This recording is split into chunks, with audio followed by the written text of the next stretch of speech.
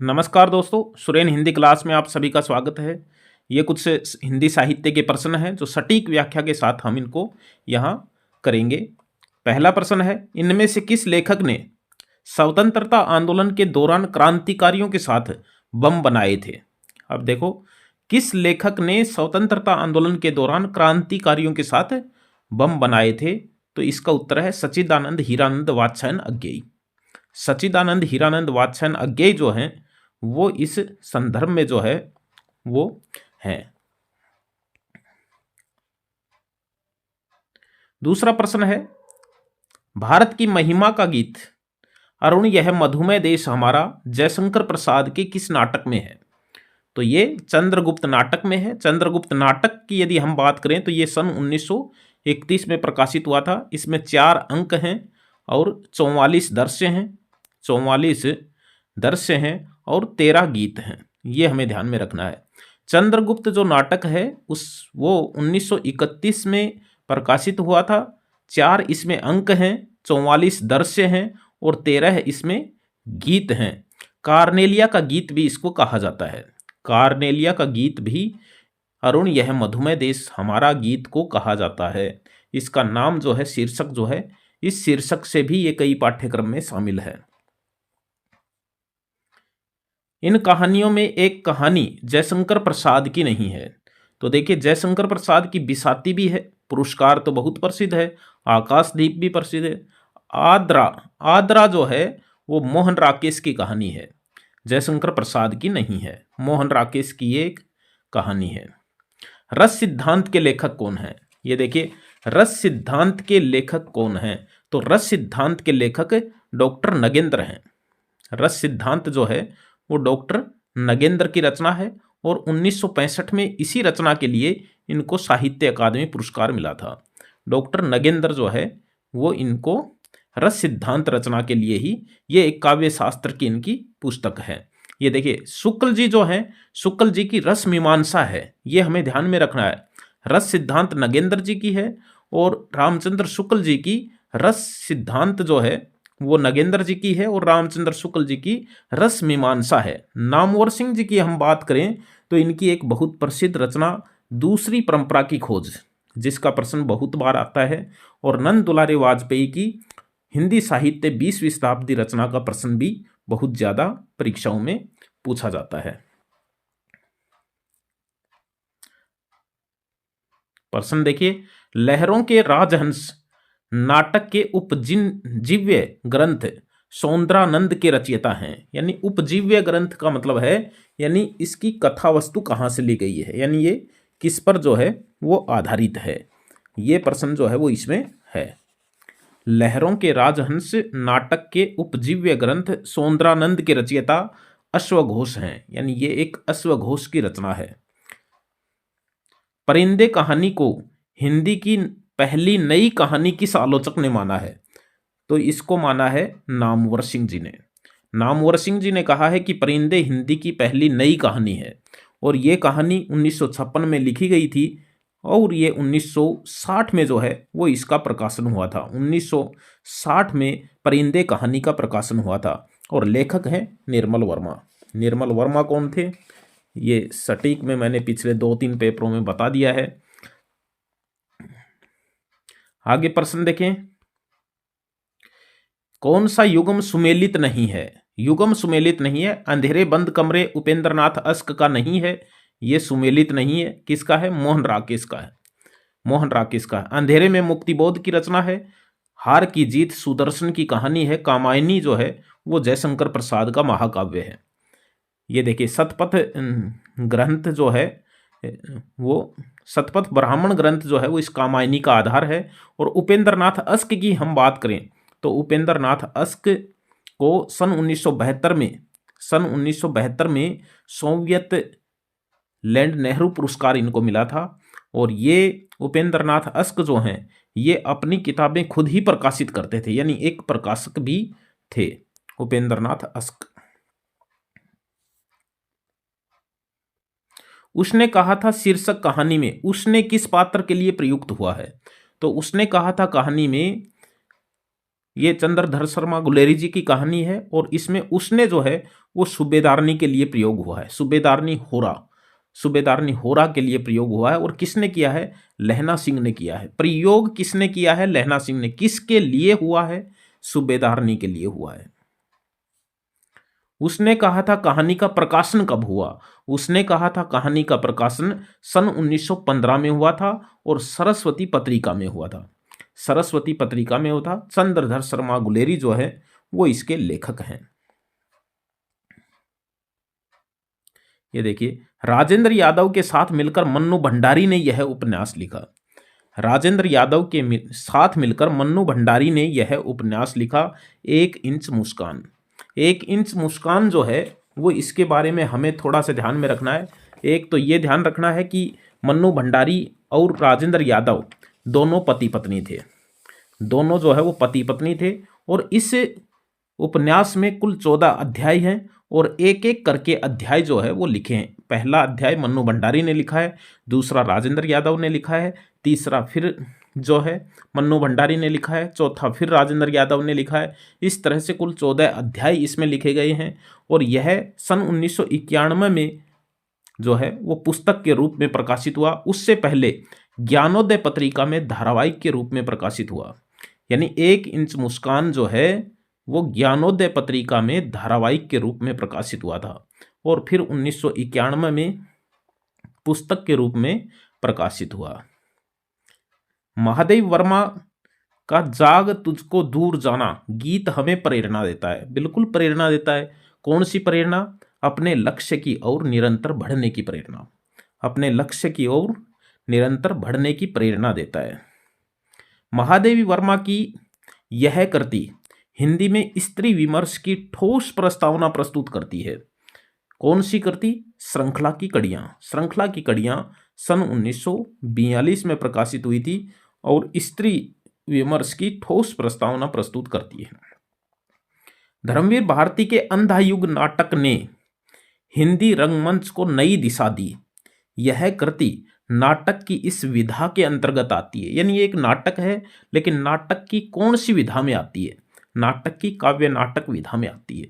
अंधायुग महाभारत के अंतिम दिन पर आधारित है। महाभारत के अंतिम दिन पर आधारित है और ये 1954 में प्रकाशित हुआ था। ये भी हमें ध्यान में रखना है। विशिष्ट शैली होने के कारण रामवृक्ष बेनीपुरी, विशिष्ट शैली होने के कारण रामवृक्ष बेनीपुरी को कहा जाता है कलम का जादूगर। कलम का जादूगर कहा जाता है। गेहूं और गुलाब, माटी की मूर्तें, ये इनकी कुछ प्रमुख रचनाएं हैं जिनके प्रश्न बार बार घूम घूम कर आते हैं। गेहूं और गुलाब, माटी की मूर्तें रामवृक्ष बेनीपुरी की हैं।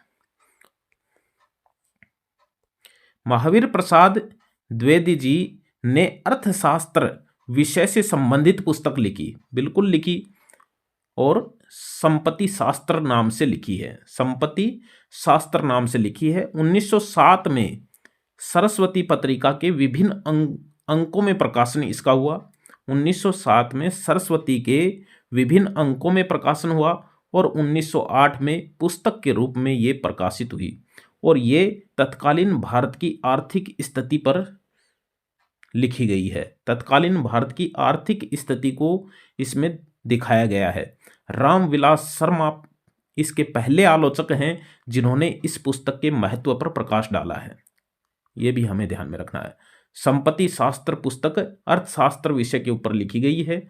1908 में पुस्तक के रूप में प्रकाशित हुई। रामविलास शर्मा जी पहले आलोचक हैं जिन्होंने इस पुस्तक के महत्व पर प्रकाश डाला है। अकेले कमलेश्वर ने हिंदी कहानी का आंदोलन चलाया। समानांतर कहानी का, समानांतर कहानी आंदोलन जो है वो अकेले कमलेश्वर ने जो है वो चलाया। कमलेश्वर को किस उपन्यास पर केंद्रीय साहित्य अकादमी पुरस्कार मिला है? तो उनको कितने पाकिस्तान के लिए सन 2003 में साहित्य अकादमी पुरस्कार मिला था। कमलेश्वर एक ऐसे उपन्यासकार हैं जिनको 2003 में साहित्य अकादमी पुरस्कार मिला। 2005 में इनको पद्म भूषण पुरस्कार भी मिला था। 2007 में इनका निधन हो गया था और 2003 में साहित्य अकादमी, 2005 में जो है वो पद्म भूषण मिला था। और हमें ये भी ध्यान में रखना है कि कमलेश्वर एक ऐसे साहित्यकार थे, कथाकार थे कि इनको अच्छी पटकथा लेखन के लिए फिल्म फेयर अवार्ड भी मिला हुआ है। फिल्म फेयर अवार्ड जो मिलता है वो भी इनको अच्छी पटकथा लेखन के लिए मिला हुआ है। महावीर प्रसाद द्विवेदी सरस्वती पत्रिका के संपादक रहे, बिल्कुल रहे। 1903 से लेकर 1920 तक जो है ये सरस्वती के संपादक रहे थे। हरिवंश राय बच्चन, ये देखिए हरिवंश राय बच्चन ने अपनी आत्मकथा कितने खंडों में लिखी है? तो वो 4 खंडों में इन्होंने लिखी है। यानी हरिवंश राय बच्चन जी की आत्मकथा 4 खंडों में है। क्या भूलूं क्या याद करूं, नीड का निर्माण, फिर बसेरे से दूर, 10 द्वार से सोपान तक, 4 भागों में ये प्रकाशित है। आत्मजयी काव्य का रचयिता इनमें से कौन है? इनमें से तो कुंवर नारायण है। कुंवर नारायण जो है इनकी आत्मजयी जो काव्य रचना है वो कंठोपनिषद में नचिकेता के प्रसंग पर आधारित है और 1965 में इसका प्रकाशन जो है वो हुआ था। आत्मजयी का प्रकाशन हुआ था। रघुवीर सहाय ने कई वर्षों तक साप्ताहिक का संपादन किया। यानी कौन से साप्ताहिक का संपादन किया है? ये एक पेपर है, आरपीएससी का ही ये पेपर है और ये कौन से वर्ष का है ये मुझे ध्यान में नहीं है, इस पे लिखा हुआ भी नहीं है, कोई संकेत नहीं है। जो पर्सन इसमें हमारे काम के हैं केवल उन्हीं को यहाँ पर समझाया जा रहा है, व्याख्या की जा रही है। रघुवीर सहाय ने कई वर्षों तक, रघुवीर सहाय कौन थे? इनका जीवन काल 1929 से लेकर 1990 है। 1929 से लेकर 1990 जो है वो रघुवीर सहाय जी का है और इन्होंने दिनमान पत्रिका का संपादन लंबे समय तक किया है, 1969 से लेकर के और 1982 तक। 1969 से 1982 तक ईस्वी तक इन्होंने लगातार जो है वो दिनमान का संपादन जो है वो किया है। और 1929 से 1990 तक। 1984 में इनको साहित्य अकादमी पुरस्कार मिला था रघुवीर सहाय जी को और ये पुरस्कार इनको लोग भूल गए हैं रचना के लिए मिला है। कविता संग्रह है लोग भूल गए हैं, उसके लिए 1984 में इन्हें साहित्य अकादमी पुरस्कार जो है वो मिला था। राम नरेश त्रिपाठी ने पर्याप्त यात्राएं कर लगन और परिश्रम से इनका संकलन किया। किनका? लोकगीतों का संकलन किया है। इन्होंने लोकगीतों का 1925 से 1930 तक 1925 से 1930 तक अवध के गांव-गांव में घूमकर लगभग 15,000 लोकगीतों का इन्होंने संकलन किया है, जिसको कविता कौमुदी पुस्तक में 1928 में के अंत में छपवाया। और ऐसा कहा जाता है कि इसकी प्रथम पुस्तक जो है, प्रथम प्रति जो है वो गांधी जी को भेंट की थी। राम नरेश त्रिपाठी जी ने अवध के गांव-गांव में घूम करके 15,000 लोकगीतों का संकलन किया और 1928 में पुस्तक के रूप में प्रकाशित करवाया और पहली प्रति जो है वो इन्होंने फिर गांधी जी को भेंट की। त्रिलोचन ने किस पाश्चात्य छंद में काव्य रचना की है? तो त्रिलोचन ने सोनेट छंद में काव्य यात्रा की है और लगभग 550 सोनेट इन्होंने लिखे हैं। 550 सोनेट इन्होंने लिखे हैं। हिंदी में इसकी शुरुआत त्रिलोचन ने ही की है और ये 14 पंक्तियों का एक छंद है।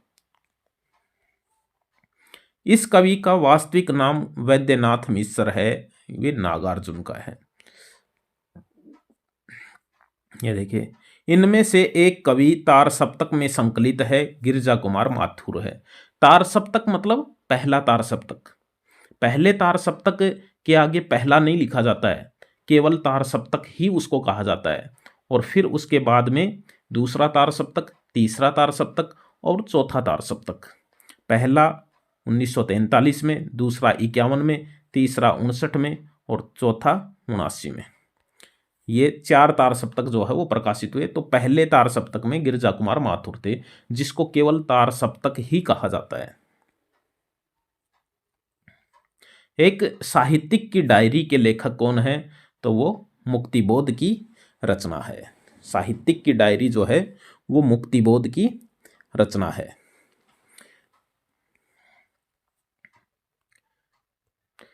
इनमें राजस्थान का प्रसिद्ध कवि है, हिंदी कवि, राजस्थान का प्रसिद्ध हिंदी कवि इनमें से ऋतुराज है।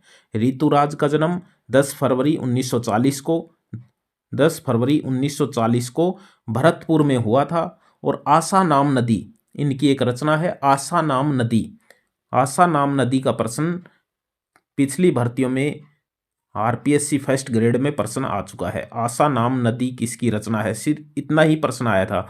ये किसकी है? ऋतुराज की रचना है आशा नाम नदी, और इसका प्रश्न आ चुका है। 3 वर्ष ये चीन में चाइना रेडियो इंटरनेशनल के अंदर भाषा विशेषज्ञ के रूप में काम कर चुके हैं। वर्तमान में जयपुर के प्रताप नगर में आवास कर रहे हैं। वर्तमान में 10 फरवरी 1940 को भरतपुर में जन्मे थे।